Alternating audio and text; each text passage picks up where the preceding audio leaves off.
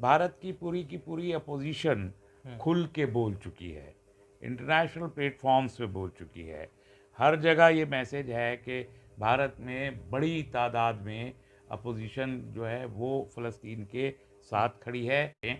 बहुत सोच समझ के इंटरनेशनल डिप्लोमेसी में एक लफ्ज़ भी बोला या लिखा जाता है।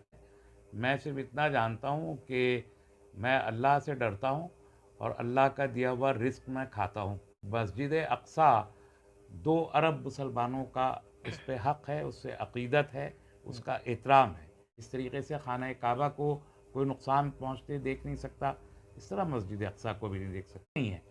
और ऊपर से बम बरस रहे हों, इस हालत में कोई ज़रा ख़ुद को रख के देखे और उसके बाद उन फ़लस्तीनियों का ख़ुद को एहसानमंद माने। बोल सकते हैं तो बोलें, लिख सकते हैं तो लिखें। ये ईमान का आखिरी दर्जा है। जो ईमान वाले हैं वो उस पर फाइज होंगे अंजाम की परवाह किए बगैर। नबी करीम सल्लल्लाहु अलैहि वसल्लम को मेराज क़िबला अव्वल से मिली थी जी। मस्जिद अक्सा से आपने मेराज शुरू की और फिर मस्जिद अक्सा में वापस आए। हज़रत इब्राहीम अलैहिस्सलाम को यहूदी, ईसाई और मुसलमान यकसां तौर पर मानते हैं। ये कह रहे हैं कि हमको इसराइल भेज दो, हम लड़ना चाहते हैं, तो भाई वो उनका क्या ताल्लुक़ है? वो क्यों लड़ना चाहते हैं? वो तो वीज़ा मांग रहे हैं। इब्राहिमी किसी मज़हब से भी ताल्लुक़ नहीं रखते उनका। और जो अनाउंसमेंट अभी गवर्नमेंट ऑफ इंडिया ने किया कि वो वहाँ पर मदद भेजेंगे, इंसानी बुनियादों पर मदद गज़ा के लोगों के लिए, उस मदद के भेजने में हमारा क्या रोल हो सकता है? वो मिली तंजीमों को चैनलाइज करना चाहिए कि गवर्नमेंट ऑफ इंडिया जो मदद भेज रही है, हम यहाँ से अपने लोग जो चंदा देना चाहते हैं, जो सामान देना चाहते हैं, मिली तंजीमें उनसे वो वसूल करके जीत और हार की बुनियाद पर पाले तय नहीं किए जाते। इसमें क्या गवर्नमेंट ऑफ इंडिया खुद भेज रही है, और या तो आप गवर्नमेंट को भेजिए, एम्बेसी को भेजिए, इसमें क्या दिक्कत है? और इसके अलावा आप चूँकि जो नेशनल स्पेक्ट्रम है, आप कुछ और कर नहीं सकते हैं। वो लोग वहाँ मुज़ाहरे सरहद के पास कर रहे हैं क्योंकि वो वहीं रहते हैं। आपको सिर्फ आवाज़ निकालना है, एक मॉरल सपोर्ट देनी है कि हम मजलूमीन के साथ खड़े हैं। खौफ की चीज़ थोड़ी है। और फिर वहाँ पर लोग कत्ल हो रहे हैं, आप 2 घंटे के लिए डिटेन होने से भी आप डरेंगे। ये कोई बात नहीं लाएं कि फौरी तौर पर जंगबंदी की जाए। गज़ा में जो सामान रोका हुआ है वहाँ हज़ारों ट्रक खड़े हुए हैं। आदाब, नमस्कार। आप देख रहे हैं हमारा यूट्यूब चैनल एक शाम टीवी और मैं अब्दुल वाजिद चिश्ती निज़ामी। जामा मस्जिद पर नमाज पढ़ने का ऐलान महमूद प्राचा ने किया, जो सुप्रीम कोर्ट के सीनियर एडवोकेट हैं। पुलिस ने उनको डिटेन कर लिया। इसी मुद्दे पर मेरे साथ बात करने के लिए मौजूद हैं डॉक्टर तस्लीम अहमद रहमानी साहब। रहमानी साहब, अभी एक वीडियो एडवोकेट महमूद प्राचा की एक वायरल हो रही है।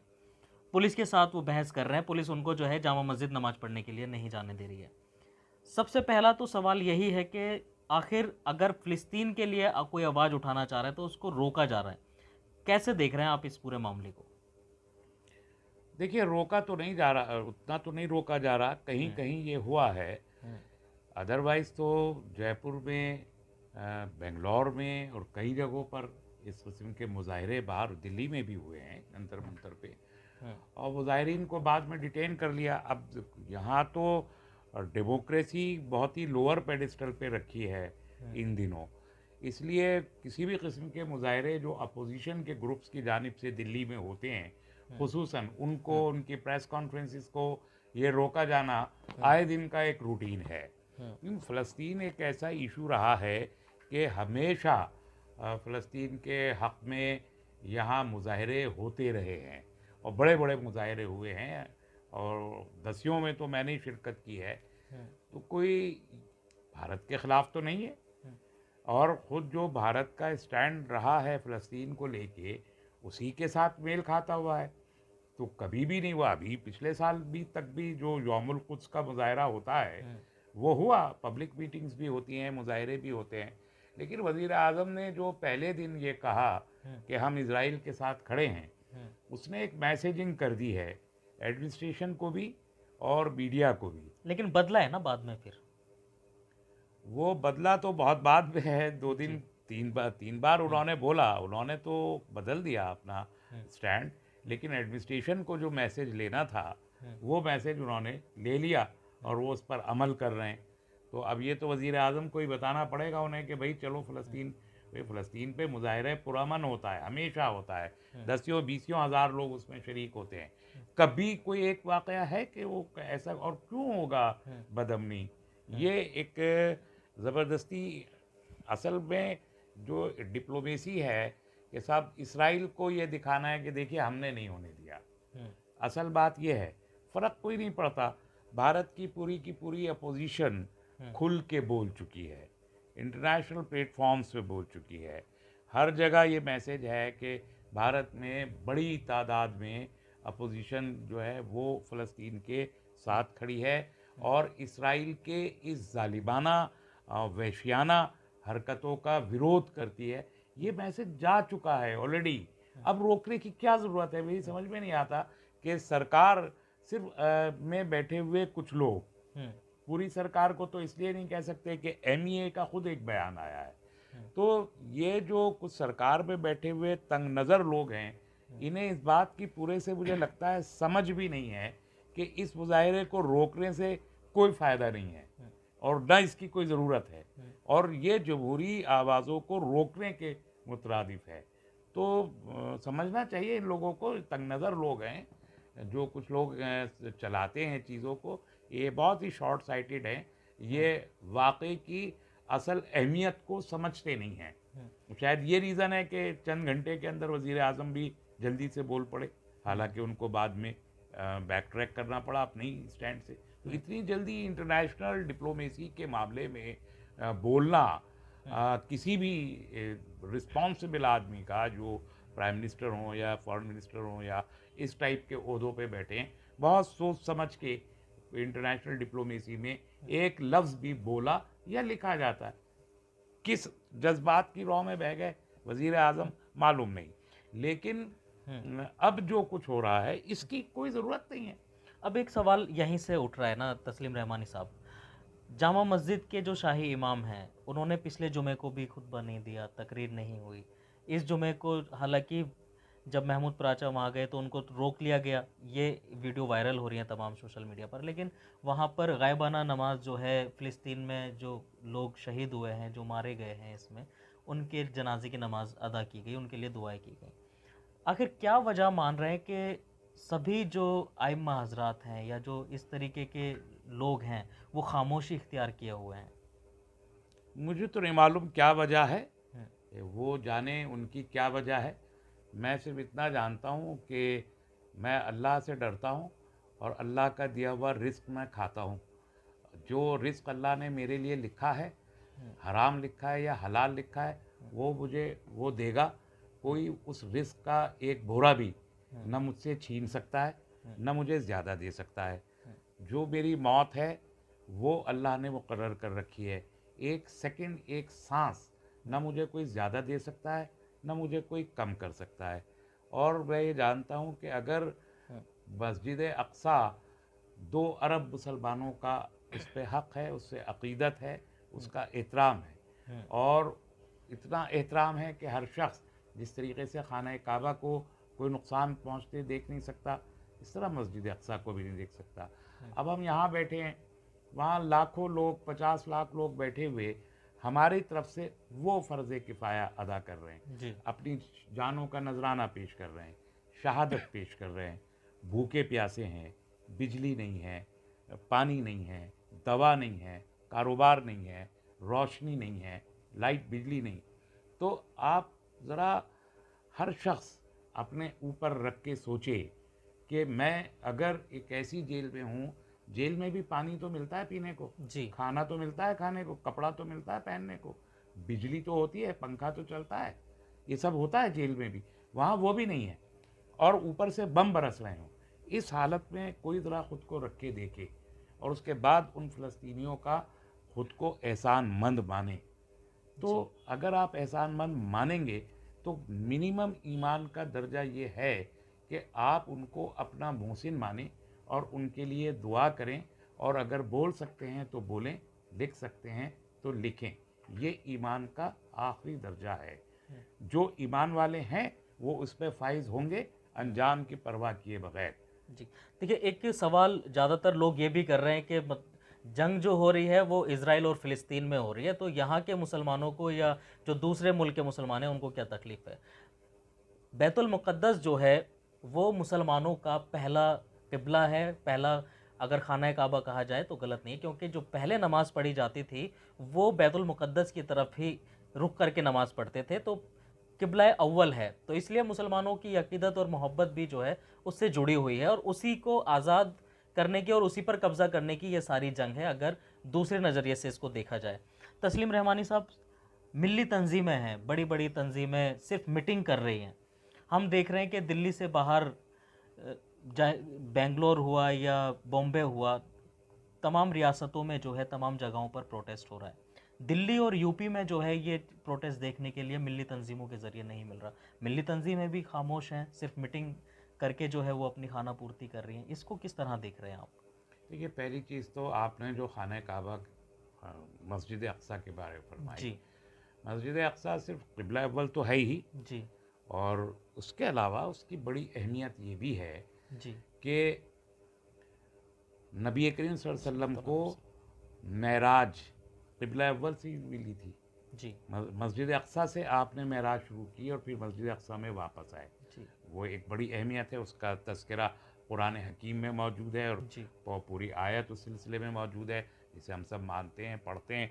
दूसरा ये कि हज़रत ईसा अलैहिस्सलाम की मुराजियत भी वहीं होगी, तो एक लाइव सिलसिला है जी, मस्जिद अक़सा एक का, अलग तारीख है और एक पूरी एक तारीख़। और फिर हज़रत इब्राहीम अलैहिस्सलाम की जी बनाई हुई मस्जिद अक़सा है, ये उन्हीं खतूत पे बनी है जो हज़रत इब्राहीम अलैहिस्सलाम ने बुनियाद बनी। हज़रत इब्राहीम अलैहिस्सलाम को यहूदी, ईसाई और मुसलमान यकसां तौर पर मानते हैं, तो उसका जो एक मुक़द्दस, मुतबर्रक और अक़ीदे का मकाम है, वो वाबस्ता है दुनिया के हर मुसलमान का है, चाहे वो भारत में हो, चाहे वो पूरी यूरोप दुनिया में में हो कहीं या पर भी कहीं हो। कहीं भी हो, जी जी, वो रहेगा, बिल्कुल। और इसलिए उससे वो ताल्लुक़ है। लेकिन जिनका इससे ये ताल्लुक़ है ही नहीं, वो हमारे मसलन गैर मुस्लिम हज़रात भारत में अगर इजरायली एम्बेसी पे जाके कह रहे हैं कि हमको इसराइल भेज दो, हम लड़ना चाहते हैं, तो भाई वो उनका क्या ताल्लुक़ है? वो क्यों लड़ना चाहते हैं? वो तो वीज़ा वो मांग तो रहे हैं। इब्राहिमी किसी मज़हब से भी ताल्लुक़ नहीं रखते, उनका कोई न क्रिश्चियनिटी में अक़ीदा है, न जूडाइज़म में, या वो क्यों मांग रहे हैं? ये सवाल उनसे पूछा जाना चाहिए। दूसरी बात आपने मिली तंजीमों के ताल्लुक़ से फरमाई। जी मिली तंजीमों ने बहुत वाज़ेह अपना मौक़िफ़ तो किया है हम्म, कि तमाम जगहों पर, मतलब बहुत सी जगहों पर अखबारी बयानात के ज़रिए, सेमिनार्स वग़ैरह में वो किया है। इसके अलावा हमारे पास करने का कोई काम नहीं है कि हम अपने मौक़िफ़ को बहुत वाज़ेह लफ्ज़ों में बयान करें और अपने ज़राए से अपने असर और रसूख को इस्तेमाल करते हुए हुकूमत हिंद से भी हम राब्ते में रहें कि वो अपने स्टैंड को फ़लस्तीन के लोग और गज़ा के लोगों की हिमायत में जारी रखे। और जो अनाउंसमेंट अभी गवर्नमेंट ऑफ इंडिया ने किया कि वो वहाँ पर मदद भेजेंगे, इंसानी बुनियादों पर मदद गज़ा के लोगों के लिए, उस मदद के भेजने में हमारा क्या रोल हो सकता है, वो मिली तंजीमों को चैनलाइज करना चाहिए कि गवर्नमेंट ऑफ इंडिया जो मदद भेज रही है, हम यहाँ से अपने लोग जो चंदा देना चाहते हैं, जो सामान देना चाहते हैं, मिली तंजीमें उनसे वो वसूल करके गवर्नमेंट ऑफ इंडिया के ज़रिए वहाँ पहुँचाएँ। ये काम करना चाहिए, और इससे ज़्यादा तो मिली तंजीमों का यहाँ कोई और रोल है नहीं। सिर्फ इसी तरीके का रोल बचा है, और रोल क्या हो सकता है? इसके अलावा कोई और आवाज़ नहीं उठा नहीं, सकता। आवाज़ तो उठ ही रही है ना। देखिए, 7 तारीख से लेके अब तक मैं तो एक दिन के लिए भी खामोश नहीं हुआ, एक दिन के लिए भी। यानी 3-3, 4-4 जगहों पर अलग अलग टेलीविज़न से अलावा मुझे लगता है बोल रहे हैं लोग, और अखबारात को भी मैं देख रहा हूँ, मज़ामीन भी पढ़ रहा हूँ, सोशल मीडिया पे भी मैं रिएक्शंस देख रहा हूँ। ऐसा नहीं है, लोग एहतजाज तो कर रहे हैं, बहुत वाज़ेह वो दिखाई दे भी रहा है, ऐसा नहीं है कि वो दिखाई नहीं दे रहा। कि एक बात सिर्फ सबको समझनी चाहिए, जीत और हार की बुनियाद पर पाले तय नहीं किए जाते, उसूल की बुनियाद पर अपनी साइड तय करते हैं। उसूल क्या है? इंसाफ क्या है? तो इंसाफ की बुनियाद पर आप अगर अपना रुख तय कर रहे हैं, जीतने हारने की बुनियाद पे नहीं है। जी इंसाफ की बुनियाद पर आप अगर रुख तय कर रहे हैं और आप समझते हैं कि आप हक पे हैं, तो आपके लिए खौफ रखने के लिए अल्लाह काफ़ी है। इसके अलावा किसी के खौफ की तो कोई ज़रूरत है नहीं। और हम एक जमहूरी मुल्क में हैं, यहाँ आवाज़ों को अभी आज़ादी हासिल है। बहरहाल मैंने अर्ज़ किया कि बोलने वाले लोग बोल रहे हैं, उनमें से एक हम भी हैं और बोल ही रहे हैं। क्योंकि तो जो बोल सकते हैं वो बोले, जो लिख सकते हैं वो लिखें, और जो कंट्रीब्यूट कर सकते हैं, मैं समझता हूँ जमात इस्लामी, जमीयत उलमा इस किस्म की तंजीमों को अपने डेस्क बनाने चाहिए, और लोग जो ह्यूमैनिटेरियन एड भेजना चाहते हैं वो इन तंजीमों के थ्रू गवर्नमेंट ऑफ इंडिया को या फ़लस्तीन में की जो यहाँ एम्बेसी है उसको भेजें। इसमें क्या, गवर्नमेंट ऑफ इंडिया खुद भेज रही है, और या तो आप गवर्नमेंट को भेजिए, एम्बेसी को भेजिए, इसमें क्या दिक्कत है। और इसके अलावा आप चूँकि जो नेशनल स्पेक्ट्रम है, आप कुछ और कर नहीं सकते हैं जी। इवन जो ममालिक वहाँ सरहदों पर मौजूद हैं, मिस्र है, जॉर्डन है, इजिप्ट है या लेबनान है, वो लोग वहाँ मुजाहरे सरहद के पास कर रहे हैं क्योंकि वो वहीं रहते हैं। आपको सिर्फ आवाज़ निकालना है, एक मॉरल सपोर्ट देनी है कि हम मजलूमीन के साथ खड़े हैं, और इसके अलावा कोई रोल नहीं है आपका, तो वो तो निकालिए, उसमें कोई अर्ज नहीं है। उसमें गिरफ्तारी का डर है ना, जैसे अलीगढ़ में छात्रों की गिरफ्तारी देखिए वो हुई। इक्का दुक्का वाकयात हुए हैं, उससे ज़्यादा नहीं हुए। मैंने बताया ना, दिल्ली में जंतर मंतर पे 2 बार जो है मुजाहरा हो चुका है, डिटेन करके शाम को आ गए ना सब। क्या खौफ है? तो हर मुजाहरे में पुलिस जो है मुजाहरीन को डिटेन करती ही है, ये तो रूटीन है। तो ये कोई खौफ की चीज़ थोड़ी ही है। और फिर वहाँ पर लोग कत्ल हो रहे हैं, आप 2 घंटे के लिए डिटेन होने से भी आप डरेंगे, ये कोई बात नहीं है। और ये एक रूटीन है, ये कोई जुर्म भी नहीं, यानी डिटेन हो जाना भी कोई जुर्म नहीं है। अब महमूद पराचा अगर डिटेन हुए थे, मुझे समझ में नहीं आया क्यों अकेले महमूद पराचा को पुलिस ने रोक लिया, जबकि वहाँ जुमे की इतनी बड़ी नमाज हो रही है, हज़ारों लोग नमाज में शरीक हैं। हुए ना, नमाज गायबाना नमाज जनाजा पढ़ी ना। अब ये गवर्नमेंट ऑफ इंडिया या कोई पॉलिटिकल पार्टी या आरएसएस तय नहीं करेगा कि मैं नमाज कौन सी कब पढ़ूंगा। ये तो मेरा बिल्कुल ही टोटली एब्सोल्युटली मेरा राइट है कि मैं कब कौन सी नमाज पढ़ूंगा। जैसे कोई किसी हिंदू को ये नहीं बता सकता कि आप रामचंद्र जी की पूजा करेंगे या कृष्ण जी की पूजा करेंगे या शिव जी की पूजा करेंगे। उसकी जो आस्था है उसके हिसाब से वो पूजा करेगा। जिस समय चाहेगा पूजा करना उस समय करेगा, जिस जगह चाहेगा पूजा करना उस जगह करेगा। इसी तरीके से मैं नमाज कब पढ़ूंगा, कैसे पढ़ूंगा, कहाँ पढ़ूंगा, कौन सी पढ़ूंगा, नमाज जनाजा होगी, नमाज वहशत होगी, नमाज खौफ होगी, फ़र्ज नमाज होगी, नफिल नमाज होगी, सुन्नत नमाज, that is my prerogative. Government of India has nothing to do in that, no other political party has nothing to say about it. ये पूरा अपना मेरा जाती इख्तियार जाती है, मामला और इस पे किसी को क्रिटिसाइज करने का भी कोई हक नहीं है। जो करता है वो अपने दिल की भड़ास निकालता है। आप नमाज पढ़ के अपने दिल की भड़ास निकाल लीजिए, नमाज जनाजा पढ़ के, वो आपको बुरा कह के अपने दिल की भड़ास निकाल, let it be as it is. अच्छा, अब आखिरी सवाल यही है तस्लीम रहमानी साहब, अब ये जंग जिस तरीके से जारी है, हमले लगातार हो रहे हैं, किस तरफ रुख जा रहा है इसका जंग का? अगर ये बढ़ती है तो क्या हालात इतनी पैदा हो जल्दी से नहीं कह सकता कि किस तरफ रुख जा रहा है। I have nobody to predict, मुझे नहीं मालूम कि किस तरफ रुख जा रहा है। मैं जानता हूँ कि आज अभी इस वक्त काहिरा में अल सीसी साहब जो प्रेसिडेंट मिस्र के हैं, उनके ज़रिए एक पीस समिट चल रहा है।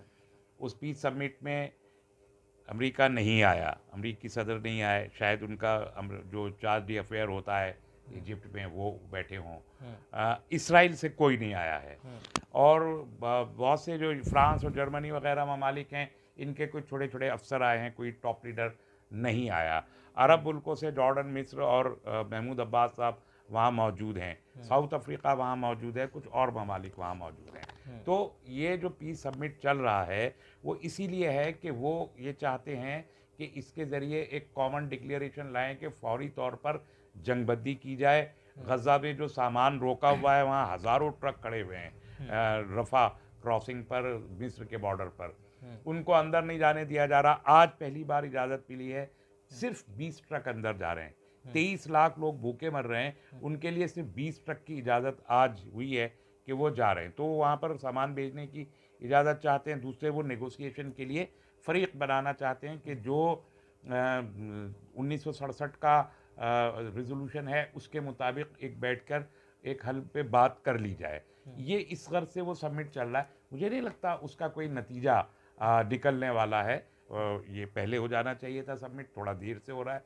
लेकिन इसके बावजूद चूंकि पार्टीज वहाँ नहीं है, इसराइल वहाँ नहीं है, यूरोपियन लॉबी जो इस जंग की जिम्मेदार है वो उस समिट में मौजूद नहीं है, तो इस समिट का कोई मानी ही नहीं रह जाते हैं। अब तो एक ही चीज़ रह जाती है कि यूनाइटेड नेशंस को चाहिए, क्योंकि वो सबसे बड़ा आलमी इदारा है, वो अपनी पीस कीपिंग फोर्सेस भेजे इसराइल में और पीस कीपिंग फोर्सेस के जरिए इसराइल को रोके, और उसमें पड़ोसी मालिक के जो फौजी भी शामिल होना चाहते हैं वो बनाए। वो एक तरीका है यूनाइटेड नेशंस का कि इस किस्म के हालात में अमन कायम रखने के लिए पीस कीपिंग फोर्सेस भेजी जाती हैं, जैसे श्रीलंका में भी भेजी थी और कई मुल्कों में मौजूद हैं, तो यहाँ पे क्यों नहीं भेजते?